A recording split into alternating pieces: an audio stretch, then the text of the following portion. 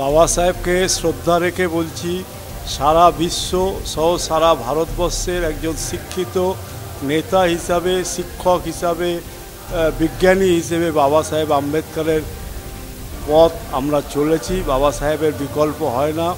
বাবা সাহেব একটা সংবিধান রচনা করেছেন 3.5 বছর ধরে, সেই সংবিধানকে অক্ষুণ্ণ রেখে আমরাও এগিয়ে চলেছি।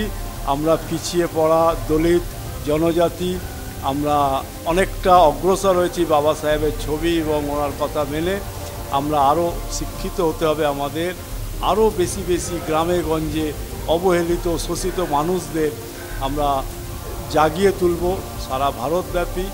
আমাদের হয়তো আর্থিক ক্ষমতা কম আছে, তবু আমরা আরও সারা ভারতবর্ষের মানুষকে নিয়ে চলব। এর জন্য যদি কোনোদিন প্রাণ দিতে হয় তাহলে আমি প্রথম শহীদ হব, এই কথা বলছি আপনাদের চ্যানেলের মাধ্যমে।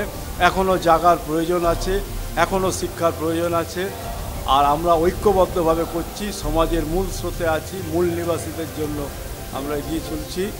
আমাদের এখানে অনেকেই উপস্থিত হচ্ছেন এই সংগঠনে, এই কনফারেন্সের সাফল্য কামনা করি এবং আপনাদের চ্যানেলকে আপনাদের ধন্যবাদ জানাই।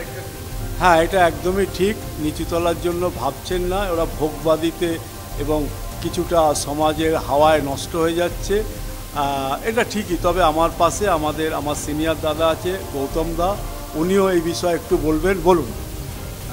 নমস্কার। বাবা সাহেবকে সম্বর্ধনা জানিয়ে আমি বলছি যে আমাদের সমাজে লোকের একটা ধারণা আছে যে এসসি এসটির জন্যই বাবা সাহেব আম্বেদকর। এটা কিন্তু পুরোপুরি ভুল ধারণা। বাবা সাহেব আম্বেদকর ইরেসপেক্টিভভাবে পুরো সমাজের জন্য করেছেন। সেখানে ওনার একটাই লাইন আছে, educate, adequate, fight for your right and right. সে যে কোনো মানুষ, জনসাধারণের জন্য হতে পারে। আপনি যথেষ্ট শিক্ষিত হন আপনার অধিকার বা সংস্কারকে বাঁচানোর জন্য বা পাওয়ার জন্য। তার মধ্যে থেকে এবার আমরা এসসি এসটি ওবিসি গ্রুপের থেকে বলতে পারি যে এই যে সংরক্ষণ বলে যে আমাদেরকে বলা হয়, সংরক্ষণ মানে তা নয়। সংরক্ষণ মানে ব্যথা নয়, সংরক্ষণ মানে পাইয়ে দেওয়া নয়। সংরক্ষণ মানে যারা এত বছর ধরে অবাঞ্ছিত হয়েছে, যারা ডিপ্রাইভড হয়েছে, তাদেরকে পাইয়ে দেওয়া।